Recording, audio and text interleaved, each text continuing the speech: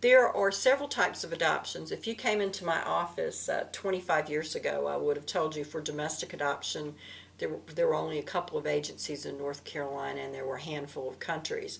Now you have international adoption and you have domestic adoption within the continental United States. Within domestic adoptions, you can adopt by using an agency, or you can use a facilitator to help find a child, or you can network, or you can do totally an independent adoption and find a child on your own, or just get very fortunate and find a child on your own.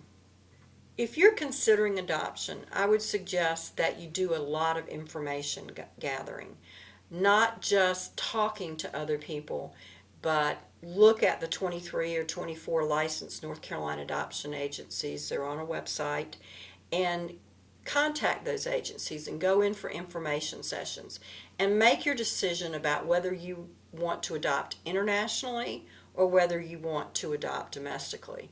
The biggest difference between international and domestic adoption is that in an international adoption, the children that are placed are older. They are not newborns, so they're 10 months on up. The second biggest difference between international and domestic adoption is that in international adoptions, you have to travel to that country to receive the child.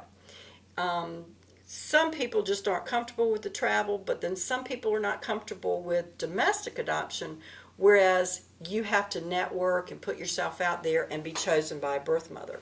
In international adoption, one of the advantages is that a child is chosen for you, and you have a home study, INS clearance, and then you go at a set time to have a child placed with you.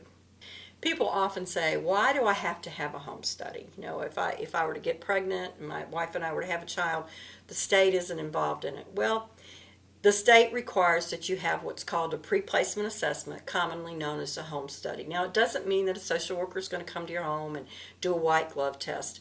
It's simply a process that the state requires that you fill out an application and provide documents that show you're who you say you are, that you're married if you're applying as a married couple. They look at your divorce judgments. They see if you're financially solvent by looking at your tax returns. Usually there's some way to check on criminal backgrounds, and then there's a lot of education in the process. A social worker will meet with you 2 or 3 times and then write up a report, and that's your home study. It's the state approving you to adopt. People often ask me how relevant age is in adoption, and I have to be honest and say it's very relevant. And you will find when you do an agency adoption that each agency has its own rules about age. Generally speaking, what I see in domestic adoption agencies in North Carolina is that 45 is the cutoff, although there are some agencies that will work with couples or singles who are slightly older.